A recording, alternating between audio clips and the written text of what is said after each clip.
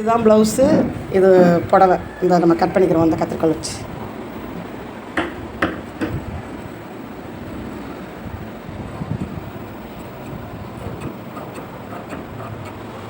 ஃபுல்லாக கட் பண்ணிட்டு காட்டுறேன்.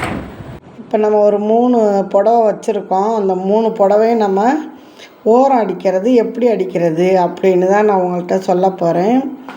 அதோட என்னோடய வாழ்க்கையில் ஒரு முக்கியமான அனுபவம் இன்றைக்கி எனக்கு. என்ன அனுபவம்னு கேட்குறீங்களா? நான் ஒரு ஊருக்கு விசேஷத்துக்கு போயிருந்தேன்ல. அங்கே பார்த்திங்கன்னா நம்ம அந்த விசேஷ வீட்டுக்கும் எதிர் வீட்டு பொண்ணு அந்த கிராமத்தில் அவங்க டெய்லர். அப்படி இருக்கும்போது எங்கள் நாத்தனார் பிள்ளைங்களாம் மற்ற நாத்தனார் பிள்ளைங்களாம் ஏதோ அமேசானோ ஏதோ ஒன்றில் ஆர்ட்ரு போட்டு டாப் மட்டும் விலைக்கு வாங்கிட்டு வந்திருக்காங்க. இவங்க வெளியில் ஊருக்கு கிளம்பி வரப்போகிற நேரத்தில் அந்த டாப்பு கொரியர் வந்துருச்சு. வந்தோடனே அவங்க அதை வாங்கி பையில் வச்சுக்கிட்டு வந்திருக்காங்க. நாங்கள் ஃபங்க்ஷனுக்கு போனதை பார்த்துட்டு, அத்தை நான் உங்களை யூடியூப்லலாம் பார்க்குறேன், நான் 2 டாப் எடுத்துகிட்டு வந்திருக்கேன், இதை எனக்கு நீங்கள் தச்சு கொடுங்க அளவு பார்த்து அப்படின்னாங்க. என்னடா வந்த இடத்துல நம்மளை இப்படி போட்டு தோணுது. ஒரே சிரிப்பு வேறு எனக்கு. ஏண்டியம்மா, நான் வந்திருக்கிறது ஃபங்க்ஷனுக்கு, இங்கே நீ தைக்க சொன்னீங்கன்னா நான் என்ன பண்ணுறது அப்படின்னு. இந்த எய்த்த மாதிரி சித்ராக்கா வீட்டில் மிஷின் கிடக்கு, அதை பிடிச்சி கொடுங்க அத்தை அப்படின்னு. சரி கொண்டான்ட்டு அப்புறம் போனால் அவங்க அந்த பொண்ணு பவர் மிஷின் வச்சுருக்காங்க. பவர் மிஷினு பெரிய மிஷினு.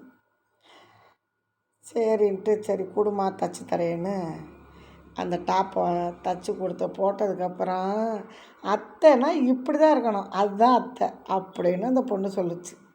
இப்போ நான் சொன்னேன், தச்சு கொடுத்தாதான் அத்தையாடி பாப்பா, தைக்கலைன்னா அத்தை இல்லையா அப்படின்னு.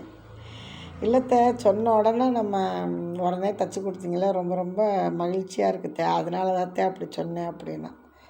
சரி பரவாயில்லன்ட்டு. ஏன் இதை நான் உங்கள்கிட்ட சொல்கிறேன்னா, நம்மளுக்கான ஒரு கைத்தொழில் கையில் இருந்ததுனால தானே நம்ம போன இடத்துல கூட நம்மளை அதை தைக்க சொல்லி ஒரு அழகு பார்த்தாங்க. அது எனக்கு ரொம்ப சந்தோஷமாக இருந்துச்சு. ஏன்னா நிறையா ஜேன்னு கூட்டம் இருந்ததுனால வீடியோ எடுக்க வேணான்னு சொல்லிட்டேன் நான். வீடியோ எடுத்து இதே யூடியூப்பில் போட்டு விடுங்க அப்படின்ச்சு அந்த பிள்ளை. இல்லை பரவாயில்லம்மா, நம்ம எல்லோரும் வீடியோக்குள்ளே தெரிஞ்சாங்கன்னா அது அந்தளவுக்கு சரிப்பட்டு வர மாட்டேங்குது, நம்ம மட்டுமா இருக்கணும், அப்போத்தான் வீடியோ வியூஸ் நிறையா எனக்கு போகுது, நிறையா பேர் இருந்தாங்க நம்ம சேனலுக்குள்ளே வந்திருந்தாங்கன்னா அது நிறையா போக மாட்டேங்குது அப்படின்னு. ஓ அப்படியா இந்த ட்ரிக்கெல்லாம் இருக்கா யூடியூப்பில் அப்படின்னுச்சு. ஆமாம், அது அந்த பாப்பாவுக்கே தைக்க தெரிஞ்சிருந்துச்சுன்னா நம்மளை அந்த பாப்பா கூப்பிட வேண்டியதில்லை. அதுக்காக தான் சொல்கிறேன், பெண்களாகிய நம்மளுக்கு தையல் தொழிலுங்கிறது சாதாரணமான விஷயங்கள் கிடையாது. நம்மளுக்கான ஒரு கைத்தொழில், நம்ம குடும்பத்துக்கான ஒரு கைத்தொழில், நம்ம பிள்ளைங்களுக்கு வயிறார சோறு போடுறது ஒரு பெண்களுக்கான ஒரு கைத்தொழில் கையில் இருக்கும்போது அது மனதுக்கு ரொம்ப சந்தோஷமாக இருக்கும். இதை ஒரு பதிவாக எதுக்காக நான் போடுறேன்னா, எனக்கு ரொம்ப சந்தோஷமாக இருந்துச்சுன்னு வச்சுக்கோங்களேன். ஃபங்க்ஷன்லாம் முடிச்சுட்டு வீட்டுக்கு வந்தேன். எனக்கு ஆர்டர் ஒரு 3 புடவை 3 ப்ளவுஸு ஆர்டர் இருந்துச்சு கையில். சரி இந்த புடவைய ஓரம் அடிச்சுக்கிட்டே நம்ம அதை பேசுவோம் அப்படின்னு நினச்சா ஒரே இரைச்சல். பக்கத்தில் வேறு கடை இருக்கா, அது மாதிரி சைன்னு ஒரே இரைச்சலாக இருந்துச்சு. அதனால தான் அந்த கதையை நான் சொன்னேன். பெண்களுக்கு ஒரு கைத்தொழில் இருந்தால் நல்லது, நம்ம போகிற இடத்துல கூட அந்த தொழில் நம்மளுக்கு கை கொடுக்குது பாருங்கள், அதுக்காக சொன்னேன். இது சொந்தக்காரவங்களுக்கு தைச்சி கொடுத்ததுனால நம்ம ஒரு மகிழ்ச்சிக்காக சொல்கிறேன். நம்மளுக்கு தொழில் இருக்கிறது எவ்வளவு நம்மளுக்கு ஒரு பெருமையாக இருக்குது, அப்படி தையல் தொழில் கையில் இருக்கிறது அப்படிங்கிறதுக்காக சொன்னேன். வேறு எதுவும் நினச்சிக்காதீங்க.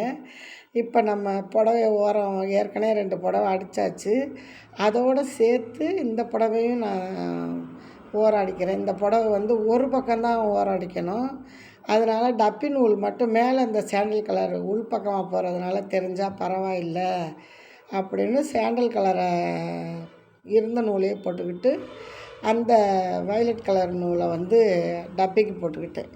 அது நம்மளுக்கு வந்து ஒரே மாதிரி தெரியும், கலர் வித்தியாசம் தெரியாமல் அதுக்காக போட்டுக்கிட்டேன். நான் வந்து கரண்ட்டில் தான் இப்போ மோட்ரு மிஷினில் தான் தைச்சிக்கிட்டு இருக்கேன். கால்லே தான் மிதித்து தைப்பேன்.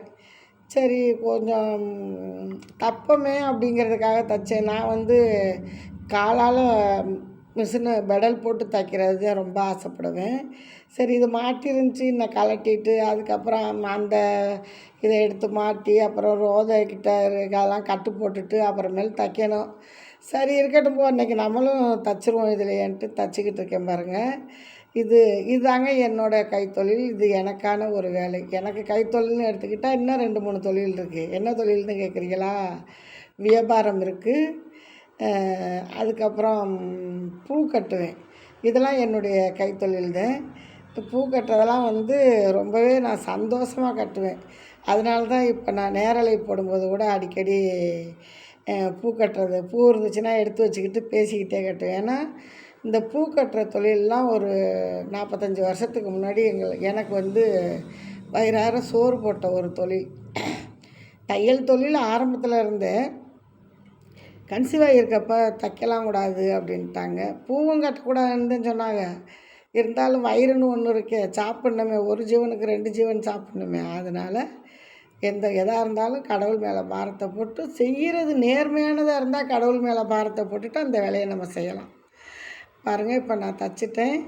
3 புடவையுமே ஓரம் அடித்தாச்சு, ஜாக்கெட்டும் தைச்சாச்சு. இந்த வயலட் கலருக்கு இன்னும் ஜாக்கெட் தைக்கலை.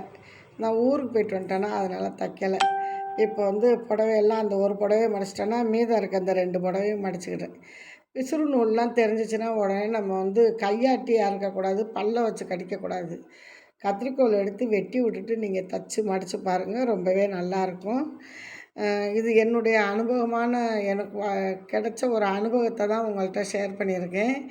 என்ன தையல் வீடியோவில் வந்து அம்மா இந்த கதையை சொல்கிறாங்கன்னா, ஃபங்க்ஷனுக்கு போன இடத்துலையும் நம்மளை தைக்க சொன்னாங்கல்ல, அதனால தான் நான் கொஞ்சம் சந்தோஷப்பட்டேன். இதை ஏன் நம்ம மக்கள்கிட்ட சொல்லக்கூடாது, தாராளமாக சொல்லலான்னு என் மனசுக்கு தோணுச்சு. அதனால் தைச்சிக்கிட்டே இதை ஒரு பதிவாக பேசி போடுறேன். நீங்களும் இந்த வீடியோவை ஃபுல்லாக பாருங்கள். இப்பயும் சொல்கிறேன், பெண்களாகிய நமக்கு ஒரு கைத்தொழில் கட்டாயம் இருக்கணும். அது எந்த தொழிலில் ஆர்வம் இருக்கோ அந்த தொழிலை நீங்கள் கையில் எடுத்துக்கோங்க. இப்போ பாருங்கள், நான் ஊர்லேருந்து வந்தேன், காலையில் வீட்டு வேலையை பார்த்தேன். சரி இந்த ப்ளவுஸை தைச்சிக்கிட்டு நம்ம இதெல்லாம் மடிப்போம் அப்படின்னு. ஒரு 100 ரூபாயாக இருந்தாலும் அது நம்மளுடைய உழைப்பு. அது அந்த உழைப்பில் வர்ற வருமானம் ரொம்பவே சந்தோஷமாக இருக்கும். ஓகே ஃப்ரெண்ட்ஸ், இந்த வீடியோ பிடிச்சிருந்தா லைக் பண்ணுங்கள், ஷேர் பண்ணுங்கள். நம்ம வீடியோவை மறக்காமல் ஃபுல் வீடியோவாக பாருங்கள். இப்போ ஒரு கெஸ்ட் வேறு வர்றாங்க, வாங்க வாங்க.